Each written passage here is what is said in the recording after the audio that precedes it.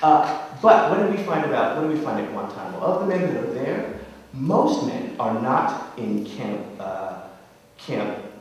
Echo, I think it is, or X-Ray, which is the place that they trot out all the dignitaries to. Most of them are in Camp 4 and Camp 5. Camp 4 and Camp 5 are like supermax prisons. Right? In Camp 5, they keep the lights on 24 hours a day. In Camp 4, you can't see any sky whatsoever. That there are slits in your room that are like this, where the air comes in, but you have no connection to the outside. You're on lockdown for 22 hours a day. You get 2 hours of outside time. Let's talk about that 2 hours of outside time.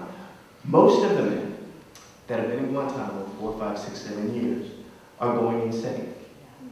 And when I say going insane, I mean that they have completely been dehumanized. They have lost track of time. They've lost track of self. Most of the men there want to die. A large number of people are on hunger strike now because it is quite literally the only control that they have over their bodies.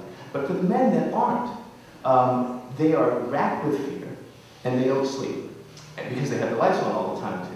So what happens is that if you're in Camp 5, you'll get your 2 hours of recreation time. But what they'll do is they'll come in, the guards will come in at 2 o'clock in the morning.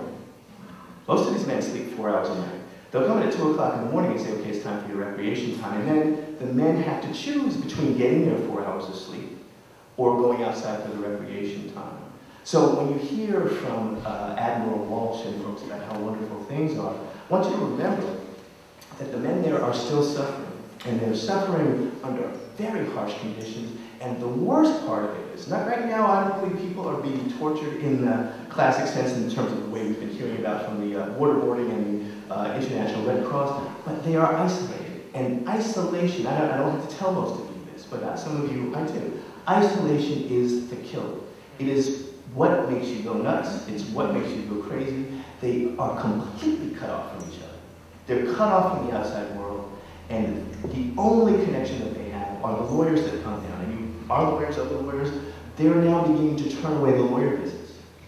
They're now beginning to say, I don't want you to represent me. I mean, we've won 3 Supreme Court cases for crying out loud. And these men are like, I don't want you to represent me. I just want to die. We have family members that are so deeply ashamed about their children's capture and that they've been there for so long that they've lost hope, even with Obama in office. They say, we don't want you to represent these guys anymore. Just let them die.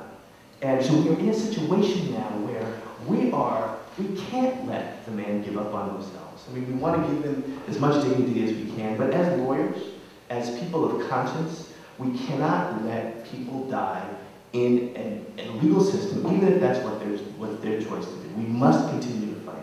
So that's really what we're up against now. We're up against the isolation.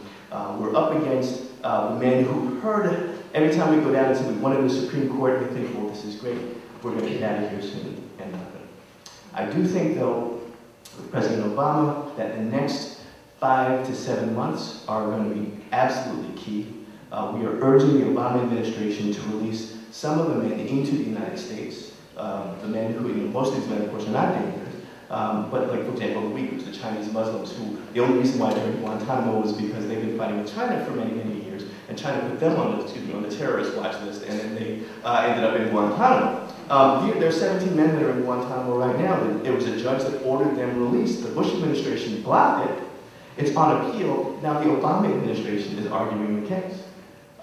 So we need to urge the Obama administration to release some of these men. It will show good faith in the United States, and then to continue working with European governments, working with governments in the Middle East to release the men to safety. Last thing I'll say on releasing men to safety is it's a tricky business because there are some places like Turkmenistan, Egypt, Syria, where the Bush administration had been more than happy to release these guys, but they were releasing them to torture. If you release, there was one client that we had who was a stone-cold opponent of Colonel Muammar Gaddafi in Libya. And actually, as an aside, I'm wondering if if you're sort of the omnipotent dictator, I don't know why you would just make yourself a colonel. Maybe you should make yourself a but no, but stone-cold opponent of Muammar Gaddafi, and he knew that he was going to be released, that he he would go back and he would immediately be jailed, tortured, and perhaps worse. So we were in this interesting position of actually the Bush administration trying to block his release to Libya and to try to find a third country that he could go to safely. And this is the kind of gyrations that are happening in Guantanamo. It's extremely complex. One thing I will say is that it feels more like we are working with the Obama administration to solve a problem. Under the George Bush administration, they were just sitting on our guys and we were just trying to beat them over the head. It's feeling like it's a little bit different, but what it takes from us now, as we sort of listen to the humanity of these men, as we begin to recognize that these are not stone cold killers, these are human beings with families who have now not seen them for 5, 6, 7 years, that we need to come together and we need to push the Obama administration. He's a pragmatist, President Obama. He is not going to come to these solutions on his own. Arthur Kanoy, one of the founders of the Center for Constitutional Rights, my constitutional law professor in college, and law school, excuse me, said that, they're not just 3 branches of government, there are 4 branches. And the 4th branch is the people.